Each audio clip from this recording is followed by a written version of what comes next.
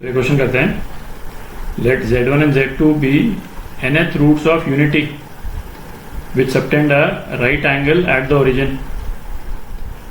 तो n जो है ना, उसका क्या फॉर्म होगा, जो nth रूट जिसकी अपन बात कर रहे हैं, तो n का फॉर्म क्या होगा ये अपने को चूज करना है। तो हमको जो इक्वेशन है वो क्या दे रखी है, z to the power n ये 1 के बराबर है, ठीक है। और इसके अपन nth रूट्स निकालेंगे, z a, z b,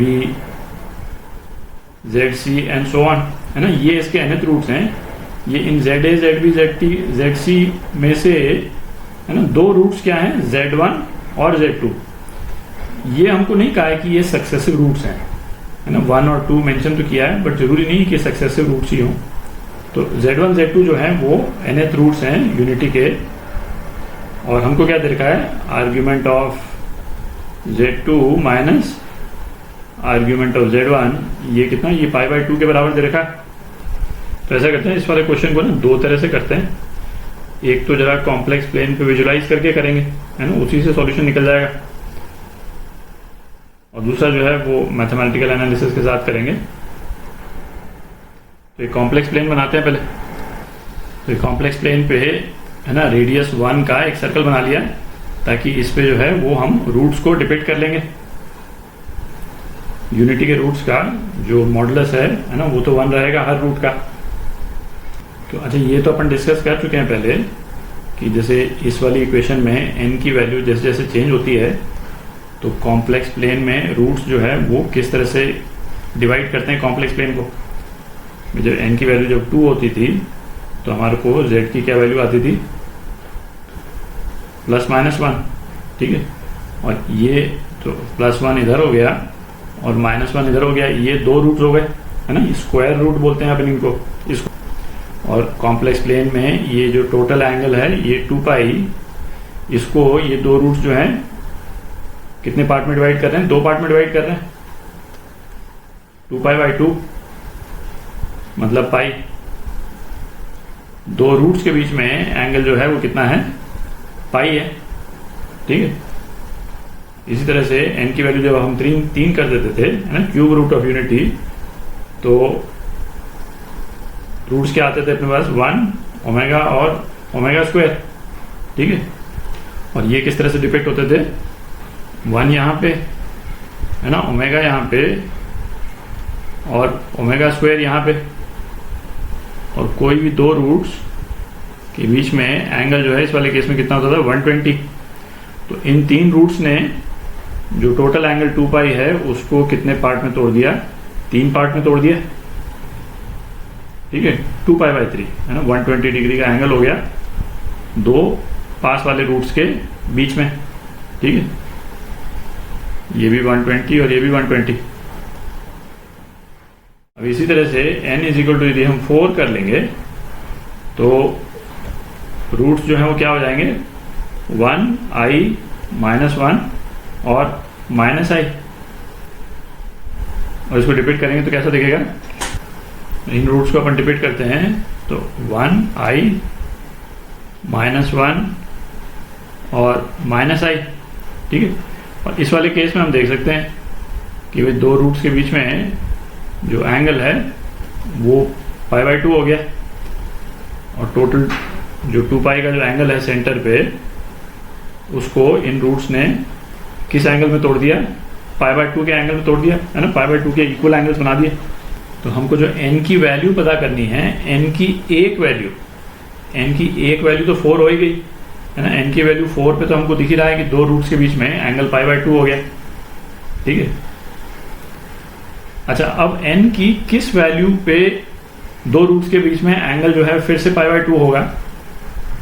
भाई n = 5 कर देंगे तब तो होगा नहीं, है ना। आप करके देख लें, 5, 6 और 7, इस पे जो है वो कोई भी दो रूट के बीच में एंगल पाई बाय 2 आता नहीं है। तो n की किस वैल्यू पे दो रूट्स के बीच में एंगल पाई बाय 2 होगा, n = 8 पे होगा, है ना। 8 पे आप विजुलाइज करें तो बेसिकली क्या है, आपने 2 पाई को 8 से डिवाइड कर दिया, ठीक है। तो दो सक्सेसिव रूट्स के बीच में एंगल कितना हो गया, पाई बाय 4। और इसको डिपिक्ट हम करेंगे तो ये सारे रूट्स जो है वो कहाँ आ जाएंगे, है ना, 1i माइनस 1 और माइनस आई तो रहेगा ही, इनके बीच में भी ये रूट्स आ गए, है ना, 4 रूट्स यहाँ पे आ गए, टोटल कितने 8 रूट हो गए। तो इस वाले केस में भी जो ये वाला रूट है और ये वाला रूट, इसके बीच में एंगल पाई बाय 2, फिर आपका ये वाला रूट और ये वाला रूट, इसके बीच में भी एंगल पाई बाय 2। तो दोबारा हमारे पास में है ना सिचुएशन आ गई जहाँ पे दो रूट्स के बीच में एंगल जो है हमको पाई बाय 2 मिल रहा है। तो दिख ही रहा है ना, एन की जो जनरल वैल्यू है वो हम क्या लिख सकते हैं, 4k, के जो है इंटीजर है और 4 से मल्टीप्लाई हो गया, तो एन की वैल्यू जो वेरी करेगी 4, 8, 12 इस तरह से करेगी, है ना। जब 12 होगा तो यहाँ पे फर्स्ट क्वाड्रेंट में है ना 2 रूट्स और आ जाएंगे, ठीक है। तो ये वाला ये जो अपन ने सॉल्यूशन निकाला, ये तो केवल विजुलाइज करके निकाल लिया, है ना। अब इसी सॉल्यूशन को एक और तरीके से निकालते हैं। तो ये रिलेशन, ये तो अपने को गिवन है, इसका मतलब क्या हो गया, आर्ग्यूमेंट z2 अपॉन z1, ये क्या है, ये पाई बाय 2 के बराबर, ठीक है। अच्छा, z2 बाय z1 ये जो कॉम्प्लेक्स नंबर है इसको अपन z0 लिख सकते हैं, इसको z0 जो है वो z2 बाय z1, ठीक है। तो z0 जो है वो क्या हो गया, mod z0 e to the power i into pi by 2, ठीक है। अच्छा, और मॉड z0 जो है वो ये क्या हो जाएगा, मॉड z0 हो जाएगा mod of z2 by z1 is equal to mod z2 upon mod z1, और z2 और z1 तो यूनिटी के रूट्स हैं, तो मॉड z2 और मॉड z1 दोनों के दोनों 1 के बराबर हैं, तो मॉड z0 जो है वो 1 के बराबर हो गया, ठीक है। तो इसका मतलब क्या हो गया कि z0 जो है वो किसके बराबर हो जाएगा, i के बराबर हो जाएगा, है ना, e to the power i pi by 2 ये i के बराबर होता है, और z0 जो है वो किसके बराबर था, z2 अपॉन z1 के बराबर। अच्छा, चूंकि z2 और z1 जो है वो 1 के nth रूट्स हैं, तो इसका मतलब क्या हो गया कि z2 raise to power n ये क्या 1 के बराबर होगा, और z1 raise to power n ये भी 1 के बराबर होगा, है ना। इसी इक्वेशन से तो आ रहे हैं, इसी इक्वेशन से आ रहे हैं ना, तो इसी इक्वेशन को सेटिस्फाई करेंगे, तो ये ट्रू है। तो इस वाली इक्वेशन में दोनों तरफ हम n का यदि पावर ले लें तो ये सिचुएशन आ जाती है। तो ये किसके बराबर हो गया, z2 raise to power n upon z1 raise to power n, और ये 1 के बराबर हो गया, ठीक है। तो अपने पास में रिलेशन क्या आ गया, i raise to power n जो है वो 1 के बराबर, ठीक है। तो n की वैल्यू क्या आ गई अपने पास, 4k आ गई भाई, n इज इक्वल टू 4, 8, 12, है ना, इस पे i जो है वो 1 होता है, तो n is equal to 4k आ गई। तो ये हमने एक दूसरे तरह से है ना सेम सॉल्यूशन निकाल लिया। फिर क्वेश्चन करते हैं, i is equal to under root minus 1, इस वाले एक्सप्रेशन की वैल्यू पूछिए अपने से। तो ये जो ब्रैकेट में ये जो टर्म दी हुई है ना, ये तो अपन देख ही सकते हैं, ये किसके बराबर होती है, ये कॉम्प्लेक्स क्यूब रूट है यूनिटी का, है ना, ओमेगा के बराबर है, -1/2 प्लस अंडर रूट 3/2i है। तो इस इक्वेशन में ये ब्रैकेट वाली टर्म, दोनों ब्रैकेट वाली टर्म सेम ही है, उसकी जगह ओमेगा डाल सकते हैं अपन।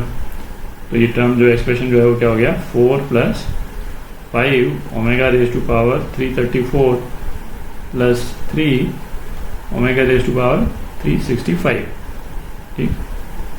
तो ये क्या हो गया, 4 + 5 ओमेगा रेज टू पावर 333, है ना, ये तो 1 हो गया। बेसिकली ओमेगा क्यूब के मल्टीपल्स में लिख रहे हैं अपन इसको, into omega plus 3 into omega 363 into omega square, ठीक। और ये दोनों टर्म जो हैं ये क्या हो जाएंगे, 1 के बराबर हो जाएंगे, क्योंकि ओमेगा क्यूब जो है वो 1 के बराबर होता है, तो मालूम है अपने को। तो एक्सप्रेशन अपना क्या हो गया, 4 + 5 ओमेगा प्लस 3 ओमेगा स्क्वायर, ठीक। अच्छा, ओमेगा का एक और रिलेशन अपने को क्या मालूम है, 1 + ओमेगा प्लस ओमेगा स्क्वायर, ये 0 के बराबर होता है। इसको थोड़ा रीअरेंज कर लेते हैं ताकि ये इस वाले फॉर्म में आ जाए।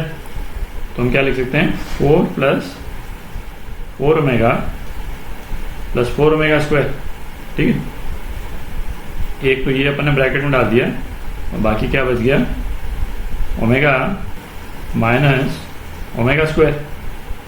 ठीक है, ये वाला एक्सप्रेशन है, ये वाला एक्सप्रेशन तो जीरो हो गया, और इस वाले एक्सप्रेशन में अपन ओमेगा ओमेगा स्क्वायर की वैल्यू डाल देते हैं, -1/2 plus √3/2i minus -1/2 minus √3/2i। ठीक है, ये ओमेगा स्क्वायर की वैल्यू होती है, ये माइनस है, तो ये कितना आ गया, मैं यहाँ लिख देता हूँ, तो ये √3i के बराबर आ गया। ठीक, ये आपका आंसर सी पार्ट।